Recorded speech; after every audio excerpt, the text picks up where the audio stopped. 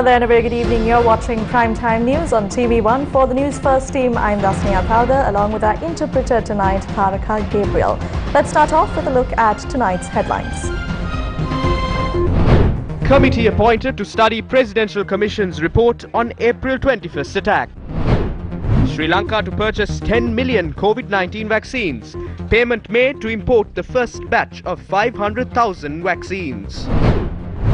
Will Minister Vimal Weerawansa leave the incumbent government? Tremors recorded in the seas of Panama. In your top story tonight, the President has appointed a commission to study the reports published by both the Presidential Commission appointed to probe the April 21st attacks and the Sectoral Oversight Committee on National Security. The committee will be vested with the responsibility of scrupulously studying the facts and recommendations put forth by both the report of the Presidential Commission, which probed the April 21st attacks, and the report of the Sectoral Oversight Committee on National Security, which has been presented to Parliament. Minister Chamal Rajapaksa has been appointed the chairman of the committee. Ministers Johnston Fernando, Udegam Mampila, Ramesh Patirana, Prasanna Ranatunga and Rohita Begunawardena will make up the rest of the committee. The Presidential Secretariat will be directing both reports to this newly formed committee, and it has been set a deadline until the 15th of March to issue its report. On to another headline-making story. The government has decided to enter into an agreement with India's Serum Institute to purchase 10 million doses of the Oxford-AstraZeneca vaccine at a cost of 10.5 billion rupees. The State Pharmaceutical Corporation said Sri Lanka had inked an agreement yesterday to import 1.5 million doses of the vaccine that has been manufactured under the brand name Covishield. Yesterday, an agreement was signed to import 1.5 million vaccines to the country. Today, we will receive the agreement to import the remaining 8.5 million jabs. We will take steps to sign that. We're in the process of making the payments to import the first batch of 500,000 vaccines.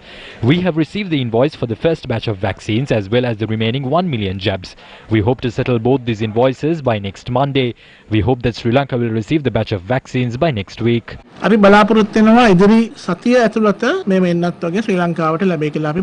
The World Health Organization will offer vaccines covering only 20% of our population based on our health capacity. Since we have been successful in the battle against the pandemic, we might receive vaccines covering up to 27%. We are in the process of receiving the vaccines.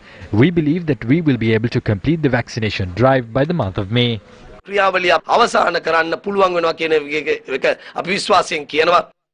Meanwhile, the Oxford-AstraZeneca vaccine, manufactured under the brand name Covishield, was administered among parliamentarians today as well.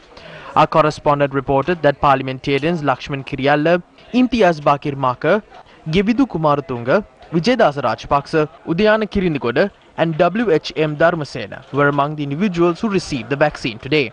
MP Arundika Fernando had not been provided with the COVID-19 vaccine as he has tested positive for the virus last month. Orders have been placed to import batches of vaccines after the Treasury Secretary had allocated the required funds. That is to provide them to everyone in the country. We invite the public to obtain the jab. Meanwhile, COVID-19 vaccines were distributed among port employees today. Residents of Kerawalapitia, Mabole, Mirigama and Gotutua also received the jab.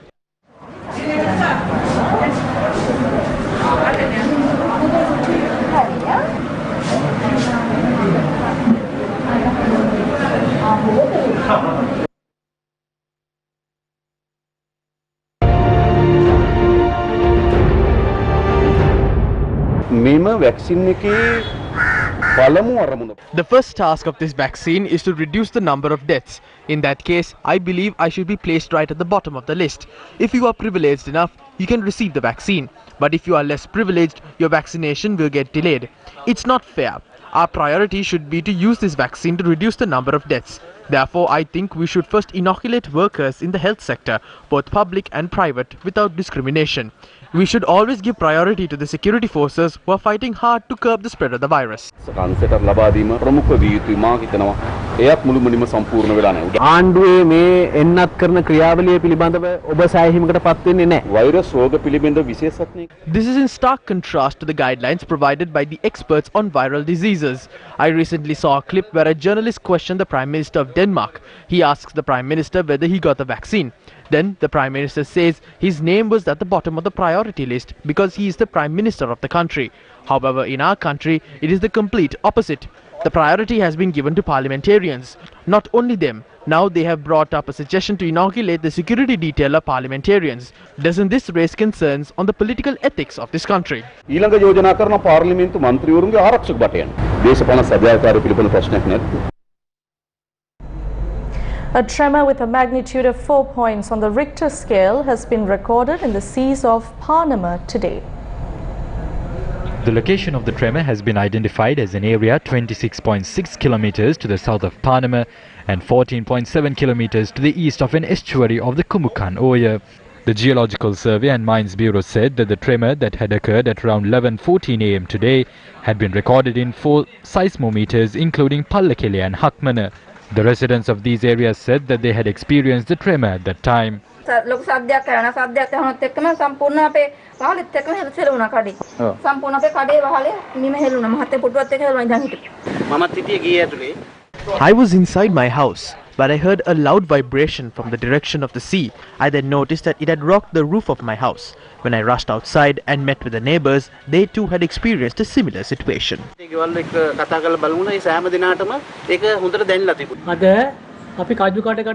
We heard a loud noise as we were standing outside the shop. We felt that the wall would collapse, but the sound decreased within a few minutes. Then we assumed that it might have been an earthquake. The others whom we met also related a similar experience. Sri Lanka has experienced several tremors in the last few months, with 5 incidents being recorded in the Kandy and Badulla districts. The tremors had been experienced near the Victoria Dam, Digana, Akriya in Ridhimalayada and the Madulsime areas. While a tremor was experienced in the seas off Panama today, earthquakes had been reported in the islands of Vanuatu and Java as well. Prime Minister Mahinda Rajapaksa visited Rajopavanarama Viharaya in Gatambe, Kandy this evening. The Prime Minister called on the chief incumbent of the Viharaya, Venerable Kappatiyagoda Sirivimalathera, and inquired about the development activities being carried out in the temple. Following the meeting, Prime Minister Rajapaksa responded to the questions raised by the journalists about the Trincomalee oil tank farm.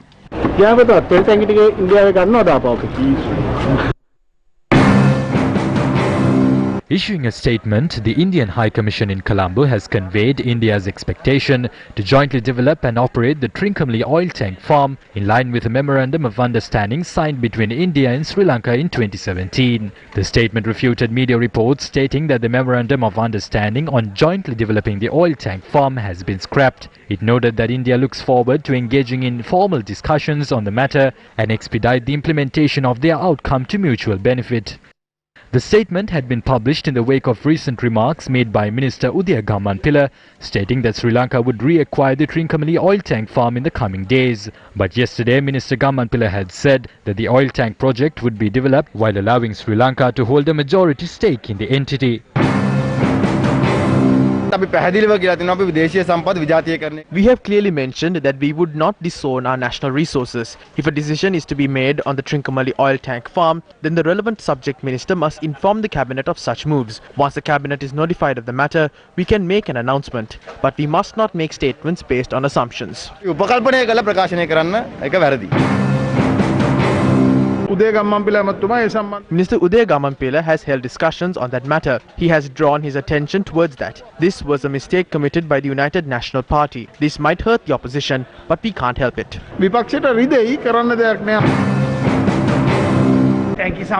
The minister has proposed to develop the oil tank farm under a joint venture. The cabinet will arrive at a decision on the matter in the future. The relevant minister will inform you of the decision afterwards.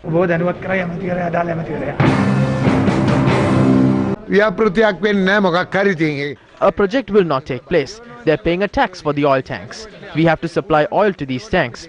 Therefore, cooperation would take place during the process. When we start paying taxes for oil tanks, based on which they pay us taxes, they might ask us to pay them a tax for using the tanks. Therefore, we might have to adjust the tax payable to us. පිට ගෙවන බද්දේ adjustment එකක් කරගන්න වෙයි. ඇත්තටම වෙන්නේ ඉන්දියාවට ලබා දුන්න තෙල් ටැංකි නැවත ලබා ගැනීම නෙමෙයි. The fact of the matter is not us reacquiring the oil tank farm from India. What is happening is that plans for a new tank farm complex has been drawn up and the government is part of it. Gamanpilla has stooped to such a low level so as to start lying. Their chauvinism cannot be sustained anymore because they are lying to the nation, saying that the oil tank farms will be reacquired, whereas in actual fact, a new 24-tank oil farm will be constructed and handed over to India. ආතිකවාදය සම්පූර්ණයෙන්ම අප්‍රායෝගික කළ නොහැකි සහ පාවා දෙනු ලැබූ සටන් පාඨයක් වෙලා කියන එක. අපි දන්නවා දැන් As a nation, we should know how to deal with sensitive situations such as the handing over of lands in 3 islands for power plants to be constructed. India will not approve of China even opening up a store in their own backyard, let alone a power plant. My opinion is that we will throw ourselves at risk by stirring up a crisis between China and India. On the one side, we are cornered in terms of the container terminal issue. They are attempting to hand over the West container terminal instead of the East container terminal. On the other hand, there is this issue regarding China. This shows our dysfunctional foreign policy of aligning with one or two nations.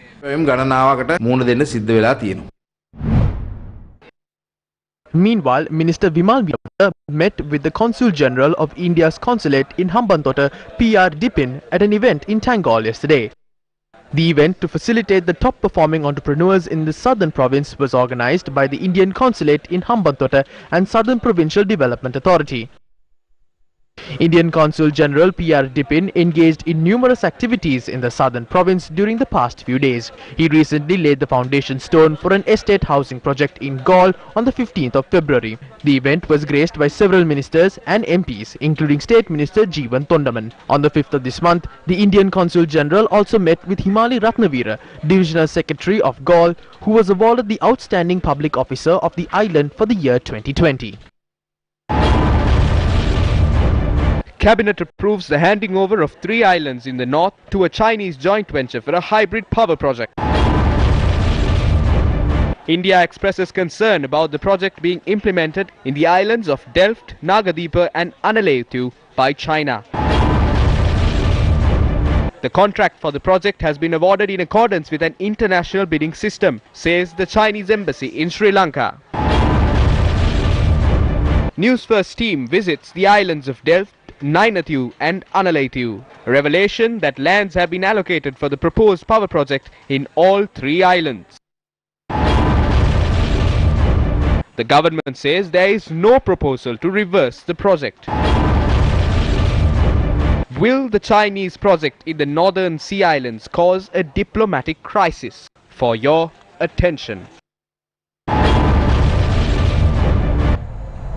We'll be back after this short commercial break. Stay tuned. Do your online shopping now with Sambole.lk to get it home delivered or pick up on your way. Sambole.lk.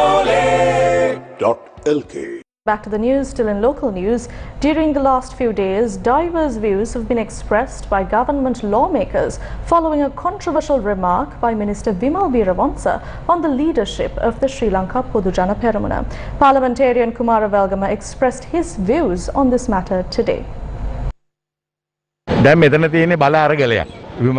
is a power struggle here. Vimal Veeravansa was an individual who heavily backed Mahinda Rajapaksa. I was involved in those efforts as well. All of them are engaged in this power struggle with the motive of either becoming Prime Minister or the President. They are not concerned about the country. It is another Rajapaksa who is backing these individuals to speak against him.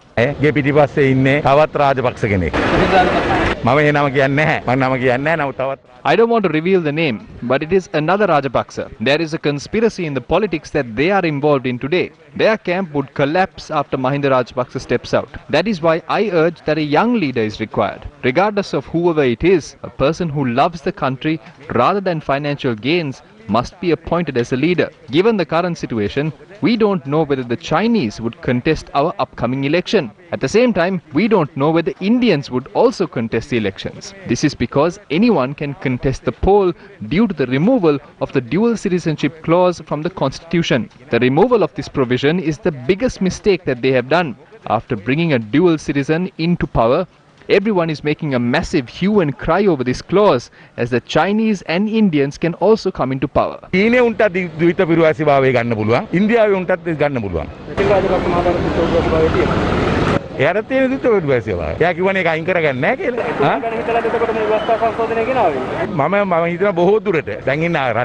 I feel that might be the case. The leader of this country was also a former dual citizenship holder. His entire family is in the US.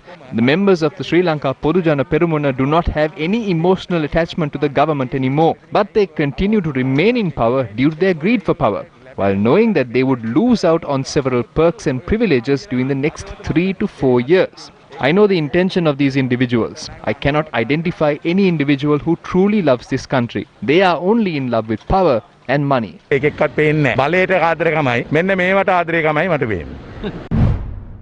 Leaders of 10 constituent parties of the government, including Vimal Weerawansa and Udaya Gamanpilla, met with President Gotabaya Rajapaksa today.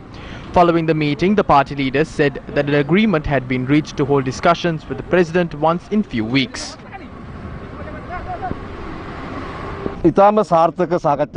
We held a successful discussion with the president. He accepted most of the proposals that we put forward during the meeting while putting forth his ideas as well.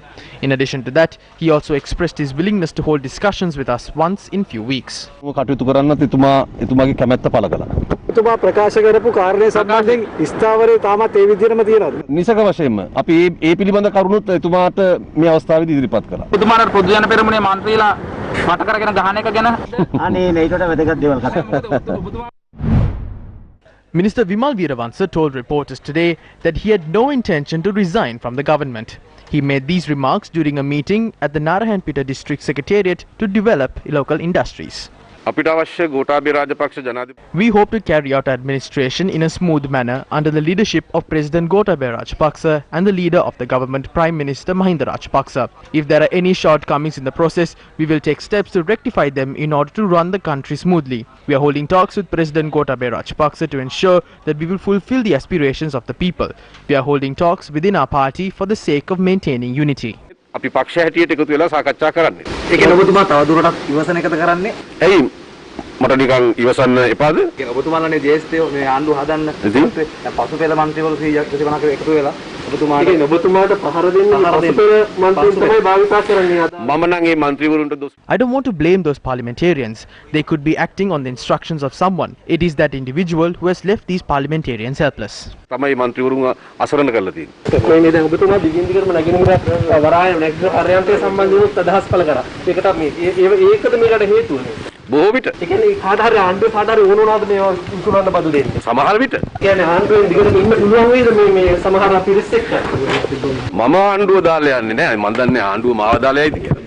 ඇත්තටම මේ ඔබතුමාට පහර දෙන්නේ බසිල් රාජපක්ෂ මැතිතුමාද? දන්නෝ දනිති. ඒකේ නම් වශයෙන් කියලා ඔබතුමා බයයිද? අයියෝ නෑ. පිස්සුද මොකටද බය වෙන්නේ? Residents of several areas have been affected by a shortage of water against the backdrop of a power struggle in the country. A group of villagers near the Badulla town are among the individuals facing this plight.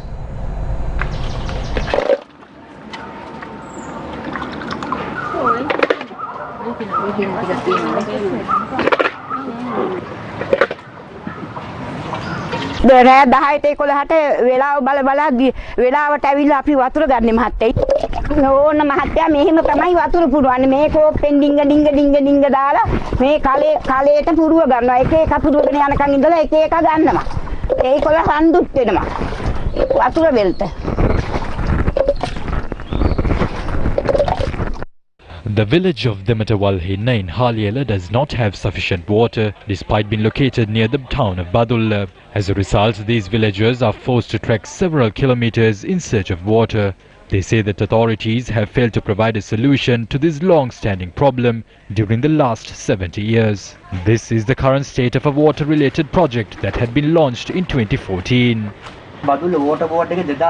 These are the equipment worth 700,000 rupees that was brought by the National Water Supply and Drainage Board office in Badulla for a water project in 2014. These are national crimes. There are few pipes in several areas of the village. 550 families do not have water in this village. The people are suffering as a result. Villagers say that they have to stand in long queues to collect water. පාන්දර 3ට 4ට ළිඳට එන්නේ කණ්ඩ නැහැ බොණ්ඩ නැහැ ඒවා කවුද බලන්නේ වග කියන්න ඕනනේ කවුද නෑ අපිට යන්න දෙන්න පාරක් නැහැ අපි ත්‍රිවිල් එක 150 200 දීලා හොඳ හරිය ඇවිල්ලා කන්ද මුඳිට නගින්න පයින් මේ කකුල් කැක්කුම හැන්දෑවට වතුර කලයක් ගන්න ඇවිල්ලා මොකද්ද මේකේ තේරුම අපිත් මිනිස්සු නේද. A fire that erupted at the Keravalapitia garbage dump yesterday has been brought under complete control at present. But the Fire Service Department said that all relevant units are on alert due to the possibility of another fire.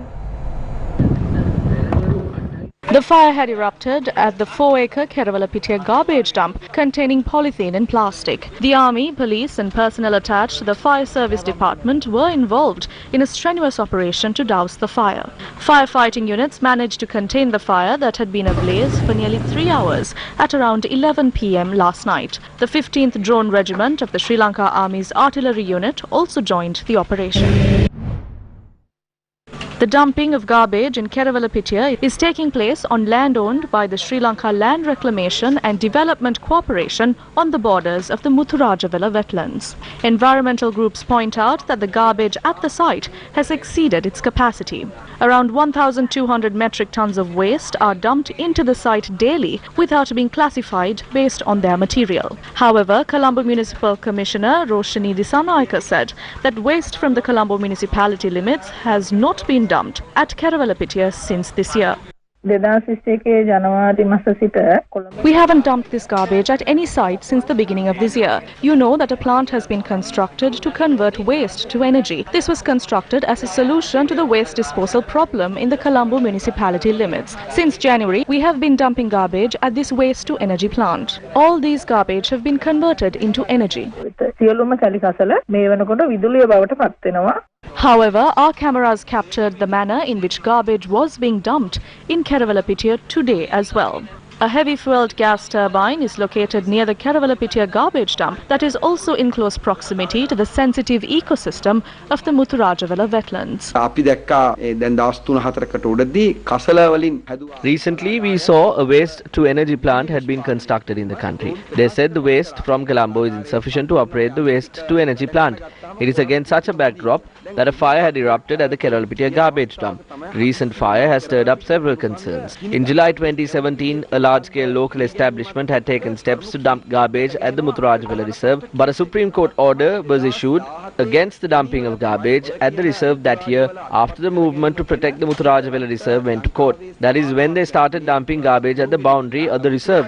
Is this a mechanism to acquire lands in the Muthurajavela reserve indirectly? Is there a hidden force behind this? The Urban Development Authority is trying to bring the Muthurajavela reserve under its purview by removing it from the Department of Wildlife Conservation.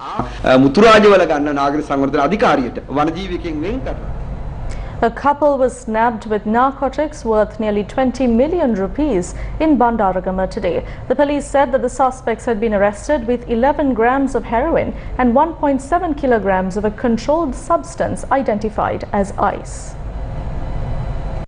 The suspects had been nabbed with 3 mobile phones and the motorcycle in which they had been travelling. In another operation, a woman had been nabbed with 500 grams of cannabis in the Valmil area in Bandaragama. The male suspect has been identified as a resident of Panadura, while the female suspects have been identified as residents of Millenia and Piliandara.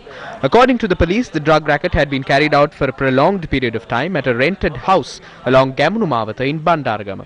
The Horana Magistrates Court has permitted the suspects to be questioned for 7 days on detention orders. Nearly 14 kilograms of heroin and the narcotic identified as ice had been seized by the police organised crime branch last week. The special task force has also carried out raids. The total haul of narcotics recovered last week has been recorded at 15 kilos. We would carry out operations in this manner in the coming days as well.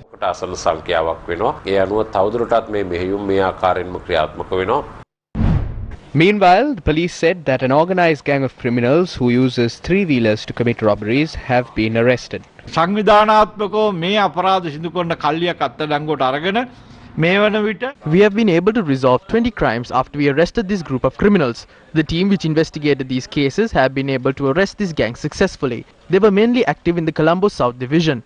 The team also recovered the gold necklaces, handbags and cash looted by these robbers. ඒ විමර්ශන කණ්ඩායම සමත් වෙලා තියෙනවා.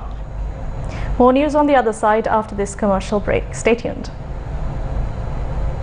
Do your online shopping now with Sambole.lk to get it home delivered or pick up on your way. Sambole.lk. Welcome back to the news. Officials of the Geological Survey and Mines Bureau raided an unlawful sand mining operation carried out near the Verugal River that is identified as a tributary of the Mahavali River. The sand mining operation had been carried out in violation of the existing laws near the sand corridor of the Verugal River in the Kadiraveli village in Trincomalee. The raid was carried out by officers of the Geological Survey and Mines Bureau and personnel attached to the Suryapura Police Special Task Force. 6 suspects were nabbed along with 5 tractors that were used to transport sand during the operation. The suspects had carried out mining activities without a valid permit by violating laws pertaining to the transportation of sand.